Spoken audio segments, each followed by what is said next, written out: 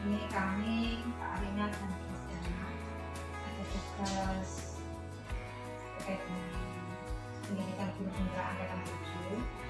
Ini kami sudah masuk ke modul 3.1. Pada modul 3.1 kami belajar tentang bagaimana pengambilan keputusan berbasis nilai-nilai cita-cita sebagai pemimpin atau dalam hal ini kepala sekolah.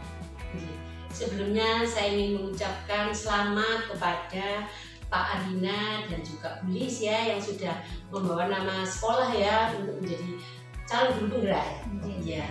Saya berharap nanti bisa mengimbas kepada teman-teman yang lainnya, bisa memotivate teman-teman untuk bergabung dengan program-program yang ada di guru penggerak. Terima kasih Ibu. Jadi nanti Ibu ada 8 pertanyaan terkait dengan tertib pengambilan keputusan berbasis nilai-nilai cita-cita sebagai pemimpin. Pertanyaan pertama ini, selama ini bagaimana Bu Lino dapat mengidentifikasi kasus-kasus yang merupakan dilema etika atau tujuan moral yang terjadi di ya. Sebelum menentukan suatu kebijakan, biasanya seorang pimpinan itu harus mengidentifikasi masalah. Setelah kita identifikasi masalah itu, kita akan mencari sumber-sumber. Ya, sumber-sumbernya sejauh mana sumber-sumber itu bisa mendukung untuk mengambil suatu keputusan. Dalam suatu keputusan itu ada suatu keputusan yang bersifat bottom up, top down. Jadi bagian mana yang harus kita ambil? Biasanya kalau keputusan bersifat urgent itu top down. Jadi pimpinan cenderung memberikan suatu keputusan yang dari pimpinan. Tetapi kalau itu dirasa tidak perlu, kita harus mencari banyak sumber untuk mendiferensi bahwa keputusan itu tidak salah dalam pengambilan. Sehingga setelah mengidentifikasi masalah itu, kita menemukan bukti yang valid dan kita membicarakan dengan teman-teman yang bisa berkontribusi dalam pengambilan kebijakan itu. Sehingga nanti dalam pengambilan keputusan kita bisa meminimalisir. Nah, jadi walaupun dalam suatu pengambilan keputusan itu mesti ada pihak-pihak yang dirugikan, tetapi kita bagaimana cara meminimalisir supaya tidak terlalu banyak keputusan itu merugikan. Mengumpulkan informasi tadi. Ya, mengumpulkan informasi. Ya, semua kebijakan yang kita ambil itu berdasarkan ke peraturan yang di atas. Contohnya ketika kita mengambil keputusan untuk butuh nggak dana partisipasi dalam masyarakat, itu kita mintakan ke wali murid. Nah, berarti kita mengacu ke peraturan undang-undang tentang komite sekolah. Terus di bawahnya itu ada pergub, kita pelajari itu. Setelah itu baru kita florkan ke wali murid. Terus bagaimana wali murid itu menanggapi dan sebagainya. Sehingga nanti ketika kita menentukan keputusan itu, ya paling tidak terlalu banyak pihak yang dirugikan. Terus ini Bu Lino, selama ini bagaimana Bu Lino menjalankan pengambilan keputusan di SMA Negeri 1 Ndorongado, terutama pada kasus-kasus di dua kepentingan yang sama-sama benar atau sama-sama mengandung nilai kebajikan? Ya, kita tetap berpegangan pada peraturan yang awal tadi. Jadi kalau sudah peraturan ini sudah kita sepakati bersama, kita tidak boleh keluar dari situ. Supaya apa? Supaya orang tidak mengatakan, loh, kemarin keputusan begini kok sekarang dalam lapangan begini. Nah, itu nanti keputusan yang kami buat itu tidak recommended lagi. Orang sudah tidak percaya dengan keputusan kita. Tetapi ketika kita mengusulkan berdasarkan kemarin kita rapat, berdasarkan ini kita mengambil kesepakatan seperti ini. Ini yang harus kita jalankan. Untuk menghindari apa? Untuk menghindari kerancuan. Jadi kerancuan kita juga harus hati-hati ya, setiap kali mengambil suatu keputusan itu harus tertulis juga ya, sehingga semua orang itu nanti akan, kalau semua orang mendukung keputusan ini, semua program akan berjalan. Pertanyaan ketiga ini Bu, langkah-langkah atau sebuah apa selama Lino jalankan di SMA Negeri 1 Ndorongado ini dalam pengambilan keputusan? suatu misal kita mau mengambil suatu kebijakan, kira-kira kebijakan ini cocok apa tidak di SMA yang kami kelola. Untuk tahu cocok dan tidak, kita kan harus turun lapangan. Kita tidak boleh seorang pemimpin kan tidak harus terus duduk di belakang meja ya untuk mengambil suatu kebijakan ya. Kita harus turun lapangan, terus dibantu dengan teman-teman warga, teman-teman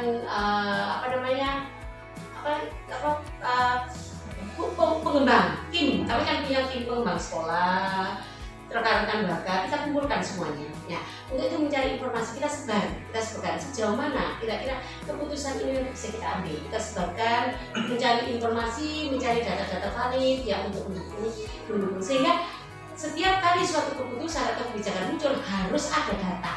Jadi data yang mendukung. Jadi kita tidak ya ini pokoknya ini tidak bisa. Jadi kita mengambil keputusan ini loh berdasarkan animo masyarakat, berdasarkan kebijakan dari sekolah-sekolah yang ada di sekitar, berdasarkan kebijakan dari pemerintah ini.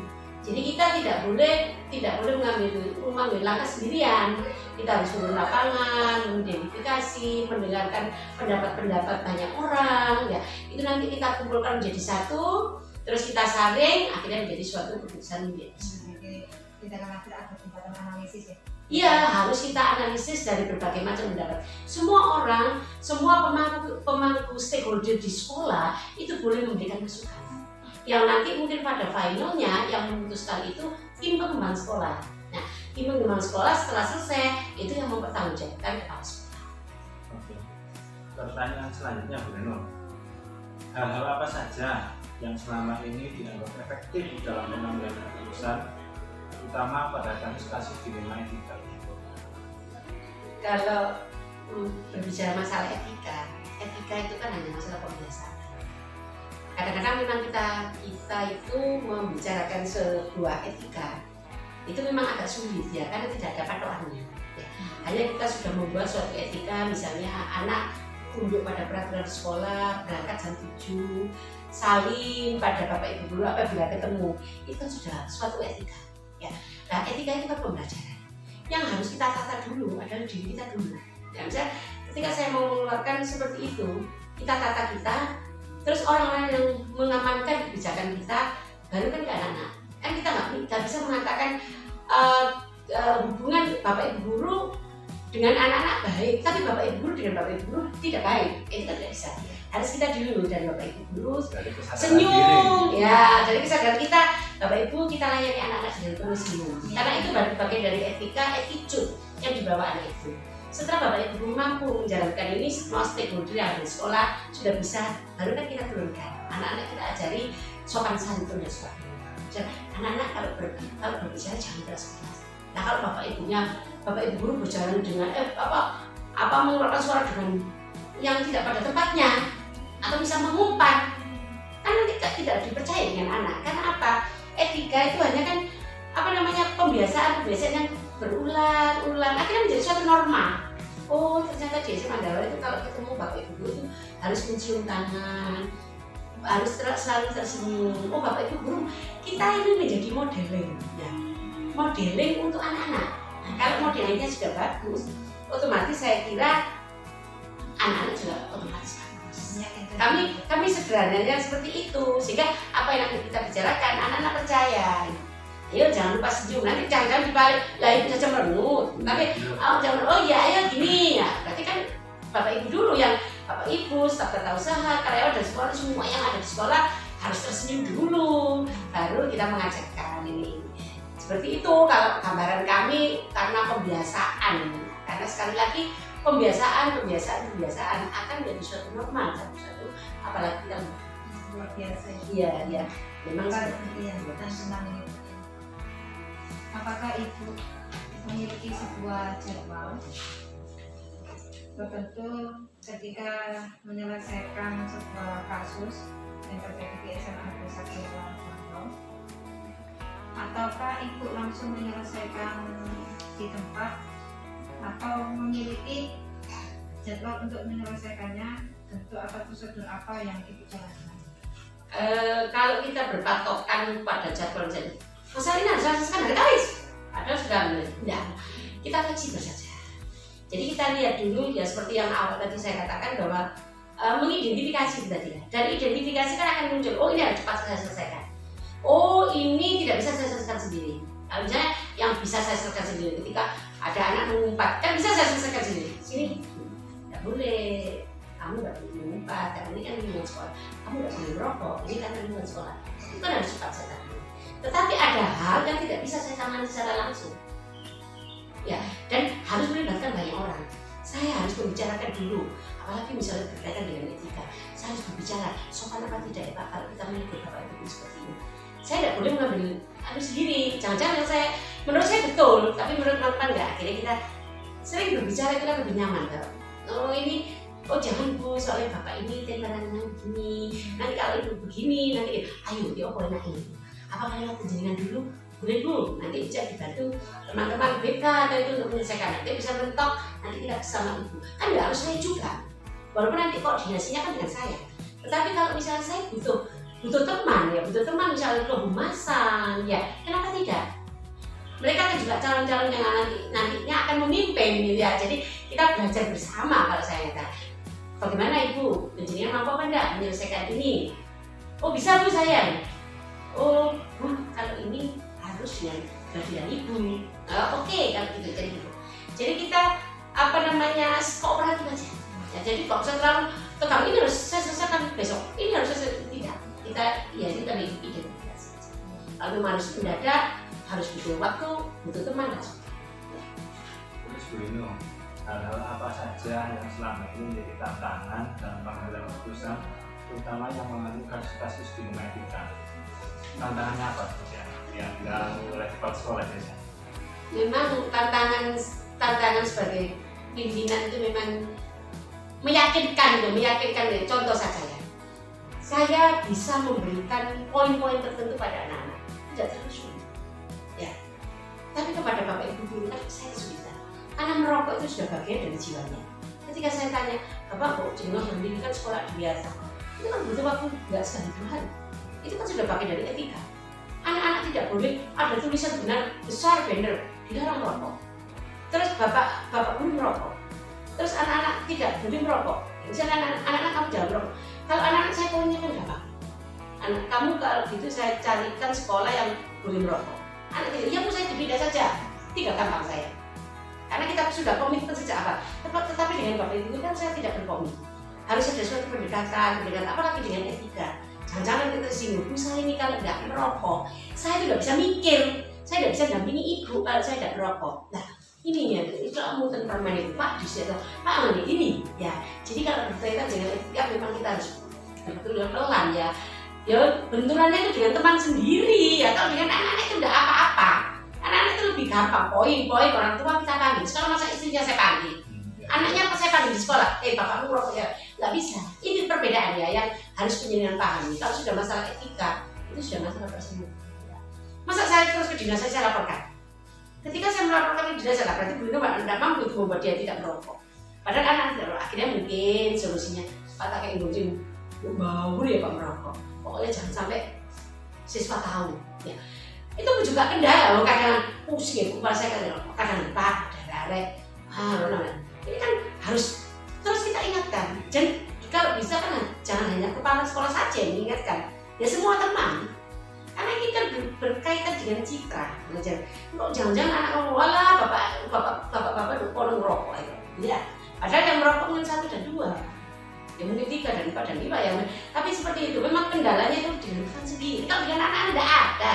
Anak saya minta, terus pindah. Aku pindah ibu gimana? Kayak saya ngerokok bisa anak-anak. Kan Bapak Ibu guru, Pak Jenderal minta pindah nggak? Minta pindah nggak? Soalnya kan nggak mungkin dong.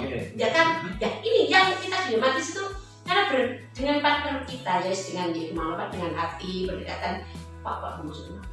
Ini ya. Jadi memang kalau jenengan tanya apa kendalanya ya karena dengan teman yang sudah setiap hari baik ya ada saling mengerti lah itu seperti itu. Maksud intinya Tante begini Bu, adakah seseorang atau faktor-faktor yang selama ini mempermudah Ibu atau membantu Ibu dalam pengambilan keputusan dilema etika di SMA? Ya, ketika saya membuat surat keputusan kepala SMA, itu ya surat saya awal-awal tahun ajaran baru, dan surat keputusan kepala SMA Negeri 1 Dalam Bantu. Ketika saya menuliskan surat, saya kan sudah harus percaya. Saya sama teman-teman yang saya percaya untuk bisa mengawal program-program sekolah. Ya. Sehingga kalau jenengan tanyakan begitu, ya saya mudah menjawabnya.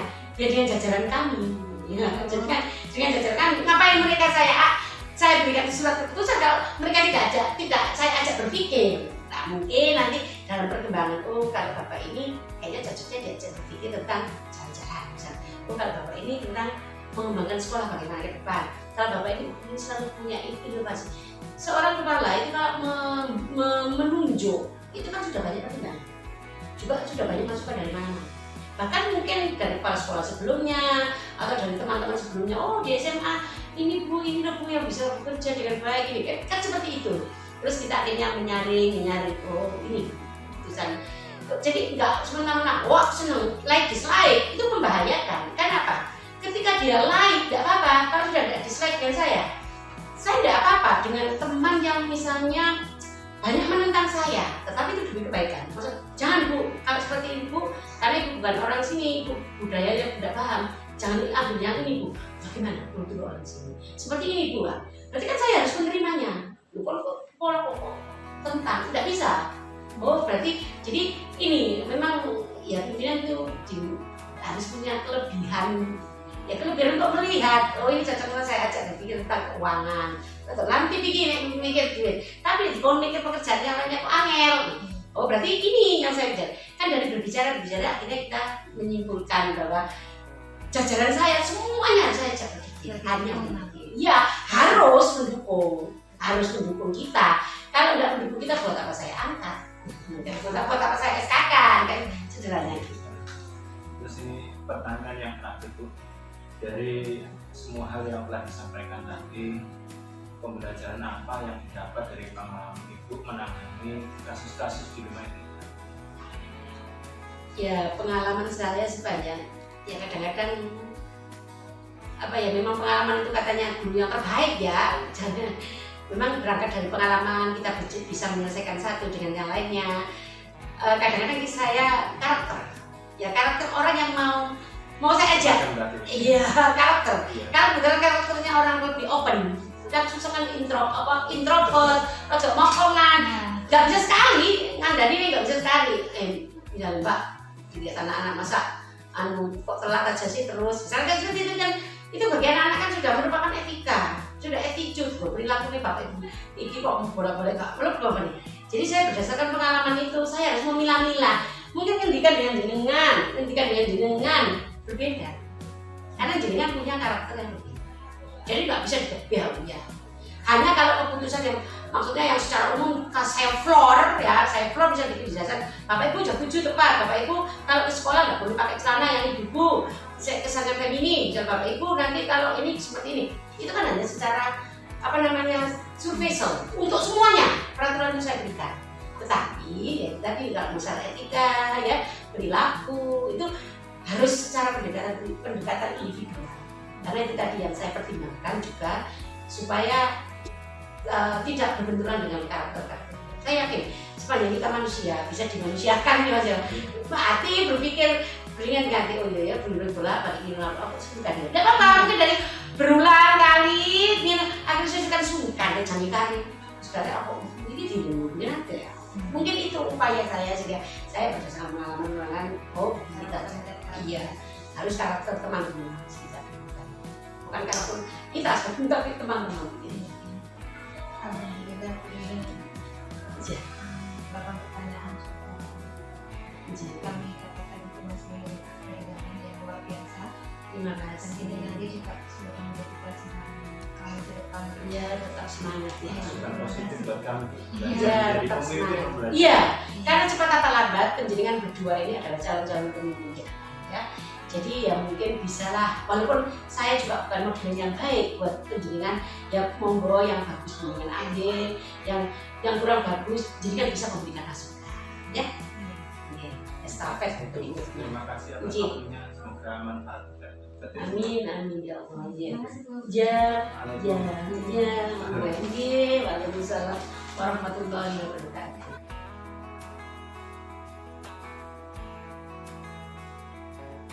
Assalamualaikum warahmatullahi wabarakatuh, Pak Wirawan. Waalaikumsalam warahmatullahi wabarakatuh. Gimana Pak Rina? Iya, gimana kabarnya Pak? Baik, alhamdulillah. Ya. Alhamdulillah, iya. Ini saya perlu wawancara dengan Pak Wirawan terkait kepemimpinan di SMP Muhammadiyah Kabupaten Mojokerto Ya. yang Bapak pimpin Pak. Kira-kira ada waktu nggak Pak? Iya, jelas. Ya. Komunikasi ini. Ya, saya Jelas. biar bisa dapat informasi Ya. banyak tentang. Tempatnya itu SMP Muhammadiyah Plus Oke. di Kecamatan Puri, Kabupaten Mojokerto. Oke, terima kasih Pak Wirawan. Ya. Baik Pak Wirawan, untuk yang pertama, selama ini bagaimana Pak Wirawan mengidentifikasi kasus-kasus yang merupakan dilema etika atau bujukan moral? Ya, kita dalam leadership kepemimpinan pasti kita dihadapkan pilihan-pilihan. Ya, ada apa itu suatu masalah, pilihannya itu bukan antara baik dan jelek, itu kan gampang. Yang sulit itu ketika ini sama-sama baiknya. Nah ini sama-sama baiknya, terus kita sebagai kepala sekolah atau pemimpin itu harus bisa memberikan solusi dari masalah itu atau memilih salah satu masalah itu. Nah, saya sudah terbiasa di SMP Muhammadiyah Plus dalam setiap ya keputusan ya saya sampaikan kepada teman-teman saya di sana. Kalau saya di sana itu menganggapnya guru-guru dan teman ya, teman-teman di sana saya kumpulkan ini ada masalah ini, misalnya kita ambil kata yang sekarang ada masalah pondok Ramadan. Nah, gitu. Kegiatan pondok Ramadan ini dalam membagikan ada kegiatan namanya berbagi takjil. Nah, berbagi takjil ini kan sudah baik, kesepakatan. Tapi masalahnya berbagi takjilnya itu di jalan depan sekolah atau di jalan dekat UKS itu yang menjadi dilema. Nah, untuk seperti itu saya minta teman-teman yang lain untuk memberikan saran dan sumbangan baik buruknya, terus ininya apa itu lebih efektif di mana. Ya, kemarin akhirnya diputuskan kalau sebelumnya itu di Tugu UKS ya kita putuskan yang tahun ini kita di jalan depan gang sekolah itu ya dengan pertimbangan sama-sama baiknya, cuma ini lebih baik karena biar tidak terlalu crowded dan takjilnya juga tidak langsung habis, tepat sasaran, nah semacam itu. Jadi seperti itu yang saya lakukan. Saya mesti yang melaksanakan namanya itu musyawarah, terus kita brainstorming antar teman guru, panitia semacam itu. Intinya perlu melibatkan musyawarah dengan guru. Oh iya, Anda, jelas. ya? Iya, jelas. Oke, terus selama ini bagaimana Pak Wirawan menjalankan pengambilan keputusan di sekolah Anda, terutama kasus di mana ada dua kepentingan yang sama-sama benar dan mengandung nilai kebajikan? Ya, ini juga tidak jauh beda dengan tadi ya. Jadi sama-sama benar dan sama-sama baik. Ya otomatis ya pertama yang saya lakukan tadi tetap musyawarah ya.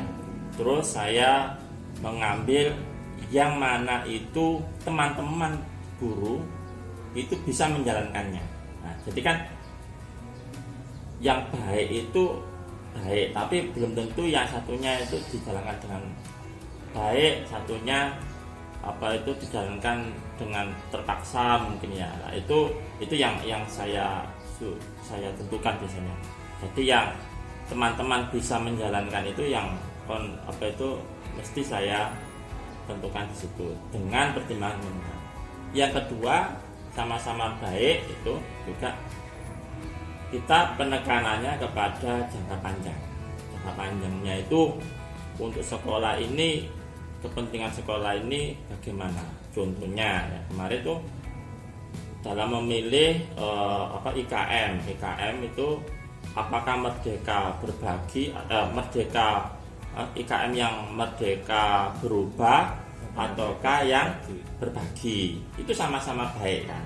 Nah, tetapi setelah kita brainstorming dengan melihat kemampuan teman-teman guru di sana, masih muda-muda ya bisa bikin akun di YouTube, teknologi sudah bisa ya, dan itu terus saya memberikan arahan pada teman-teman, karena ini untuk kepentingan sekolah, ayo kita memilih merdeka berbagi.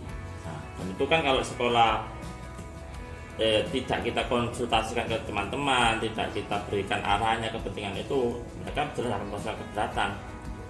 Alhamdulillah dengan cara seperti itu, dari 11 guru yang ada di SMP Muhammadiyah Plus, 11-11-nya sudah mengerjakan IKM semuanya, bahkan mendapatkan sertifikat semuanya selesai topik ya. Mendapatkan sertifikatnya juga ada yang 2, ada yang 4 bahkan ya. Dan ini menunjukkan bahwa memang kita itu mampu. Nah, itu diantara, dan intinya ya tadi itu, satu, yang baik itu bisa dijalankan guru, yang kedua kita pilih yang baik tapi untuk kepentingan masa depan sekolah. Terus selanjutnya, langkah-langkah apa atau prosedur apa yang digunakan saat Anda menjalankan kepemimpinan di sana? Ya, dalam menjalankan kepemimpinan saya itu, saya yang pertama, saya memberi contoh pada teman-teman. Saya memberi contoh bahwa untuk mengerjakan ini saya lo bisa. Saya ya lebih tua dari mereka bisa, mereka lebih muda, saya lebih bisa. Itu yang pertama. Yang kedua, saya beri mereka kepercayaan, yaitu kepercayaan bahwasanya mereka mampu, Anda pasti mampu. Ya, dengan cara juga apabila ada kekurangan atau apa, saya bimbing. Oh ini ya, saya koreksi, ini desainnya kurang bagus, misalnya bikin flyer. Gitu. Didampingi lah istilahnya. Didampingi, ya. Terus yang berikutnya, yang ketiga, saya sampaikan kepada mereka bahwa kita di sini sebagai guru belajar karena kita di swasta, itu sama dengan kita berinvestasi masa depan kita. Kalau Anda di sini melakukan itu karena melihat Pak Wirawan di situ, ada menunggu kepala sekolah di situ baru bekerja, ya itu sama dengan membunuh sekolah itu sendiri, sama dengan membunuh masa depan mereka sendiri. Sehingga hal itu membentuk satu lingkungan kerja yang sadar diri bahwasanya ini tugas saya. Sehingga saya cukup lewat pantau dari HP, misalnya saya tidak bisa di sana, ya. Terus saya pantau juga yang izin dan lain-lain. Yang keempat, saya menerapkan sistem humanistic school management dalam kepemimpinan. Maksudnya apa? Dalam manajemen utama pada guru, saya berusaha humanis. Apabila contohnya guru punya orang tuanya sakit, butuh diantar ke rumah sakit, saya malah menyuruh antar dulu orang tua sampai ke rumah sakit, antar berobat, rawat orang tua yang sakit. Untuk pembelajarannya bikin dengan secara kita terbiasa hibrid, bisa daring, bisa tatap muka, bisa e-learning, yang kita sudah terbiasa macam itu, dan anak biasa ya. Yang penting anak-anak ini tetap belajar atau tukar jam. Jadi banyak pilihan di tempat saya. Sehingga mereka tidak merasa terbebani dan tidak ada yang memanfaatkan juga. Karena juga saya bilang, kalau Anda memanfaatkan saya nggak tahu, tapi yang jelas teman Anda yang tahu, dan jelas Anda merugikan teman yang lain. Dan alhamdulillah itu tidak terjadi. Dan sudah ini sudah berjalan 9 tahun, hampir 10 tahun. Ya. Terus Pak Wirawan, selanjutnya, hal-hal apa saja yang selama ini dianggap efektif dalam pengambilan keputusan pada kasus-kasus di rumah educa? Hal yang efektif itu yang pertama yang saya bilang itu tadi, yaitu berdiskusi, musyawarah, itu yang efektif, dengan berdiskusi dengan guru, brainstorming, saling adu argumen. Bisa jadi keputusan saya itu saya ambil berdasarkan dari keterangan guru, ya. Atau bisa jadi keputusan saya semakin kuat setelah argumentasi bahwa itu saya harus jalankan. Nah, itu yang yang saya jalankan. Ada satu kejadian sebelumnya kemarin ketika kita mau kegiatan studi studi banding atau ya studi wisata ya ke Yogyakarta. Nah itu ada orang tua murid, Pak ke Yogyakarta saja kan orang tua bisa lah. Wali kelasnya bilang saya, Pak ini ada Yogyakarta. Tapi saya punya keputusan karena udah dari teman-teman ya kita sepakat di Jogja. Nah, tapi saya memperkuat bahwasannya walaupun orang tua bisa mengajak anak mereka ke Jogja, tapi kan tidak sama dengan program kita. Kita ke sana program pendidikan, misalnya untuk pantai ada pendidikannya, ada leadershipnya di sana, berkelompok, bermain, belajar. Terus kita juga mengunjungi wisata desa yang di situ satu kampung menjalankan usaha ternak kambing dan produk-produk dari kambing, susu, daging, kulit itu, dan itu dimanage dalam satu kampung. Itu kalau sama orang tua kan nggak bisa. Nah itu akhirnya memperkuat itu, yaitu tadi yang fakta dan yang biasa saya lakukan. Terus yang selama ini hal-hal apa saja yang kira-kira menurut Pak Irawan menjadi tantangan tersendiri untuk menentukan keputusan dilema etika ini, Pak Irawan? Ya tantangannya satu ya, kita itu berhadapan dengan orang tua siswa yang menerima keputusan kita. Ya memang tidak semuanya 100% langsung terima, tapi dengan penjelasan kita, nah, mereka yang benar. Contohnya ya tantangannya kemarin kita sebelum COVID kita itu terbiasa makan siang itu sudah jadi satu catering. Karena COVID itu tidak ada makan siang. Setelah COVID kita ada makan siang tapi bawa dari rumah. Tapi hal itu membuat tidak efektif karena banyak di antara siswa malah pesan GoFood, terus ada yang pokoknya macam-macam, ada makanannya enak, ada yang tidak enak sehingga malu ya. Hingga aja kayak perbedaan.